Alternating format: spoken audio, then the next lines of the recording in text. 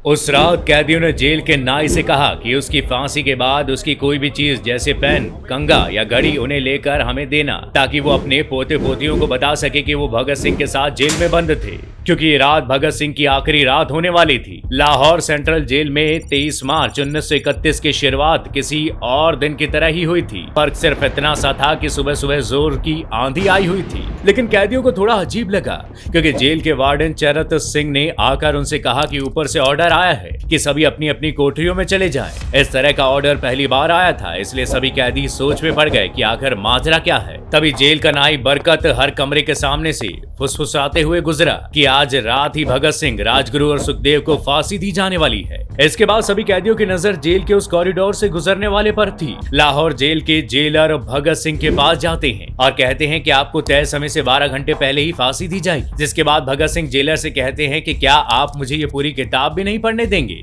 इस पर जेलर बिना कुछ कहे ही चला जाता है। फांसी से 2 घंटे पहले जेल में भगत सिंह से मिलने के लिए उनके वकील प्राणनाथ मेहता आते हैं। मेहता बाद में लिखते हैं कि भगत सिंह अपनी छोटी सी कोठरी में पिंजड़े में बंद शेर की तरह चक्कर लगा रहे थे और मेरे जाते ही उन्होंने मुस्कुराकर पूछा कि आप मेरी किताब रिवॉल्यूशनरी लेनिन लाए हैं या नहीं। और जैसे ही मैंने उन्हें वो किताब दी, वो उसे इतनी जल्दबाजी में पढ़ने लगे और जैसे उनके पास अब वक्त नहीं बचा हो। और जब मैंने उनसे पूछा कि आप कुछ मैसेज देना चाहेंगे, तो उन्होंने बिना किताब से मुंह हटाए सिर्फ 2 संदेश दिए। पहला, साम्राज्यवाद मुर्दाबाद और इनकलाब जिंदाबाद, और दूसरे में उन्होंने पंडित नेहरू और सुभाष चंद्र बोस को धन्यवाद किया, क्योंकि इन दोनों ने ही उनके फांसी का विरोध किया था। हालांकि 3 क्रांतिकारियों की फांसी का विरोध तो गांधी जी ने भी किया था, लेकिन वैचारिक मतभेदों के चलते शायद भगत सिंह ने अपने अंतिम समय में गांधी जी को याद नहीं किया होगा। मेहता आगे लिखते हैं कि भगत सिंह से मिलने के बाद जब वो राजगुरु से मिलने उनकी सेल में पहुंचे, राजगुरु के अंतिम शब्द थे, हम लोग जल्द मिलेंगे।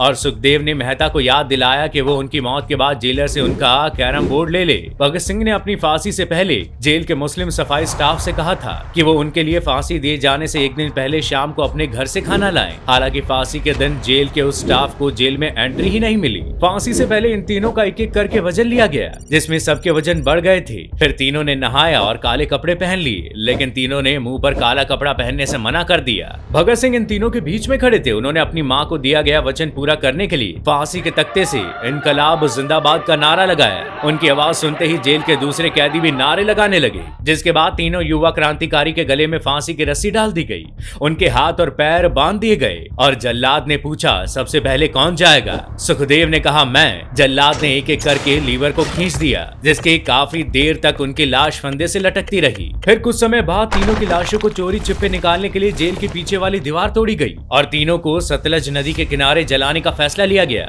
जलते लाश को देखने के लिए जब आसपास के लोग नदी किनारे इकट्ठा होना शुरू कर दिए, तब अंग्रेज डर के मारे वहां से भाग निकले और लोग सारी रात जलती चिता के चारों ओर पहरा देते रहे।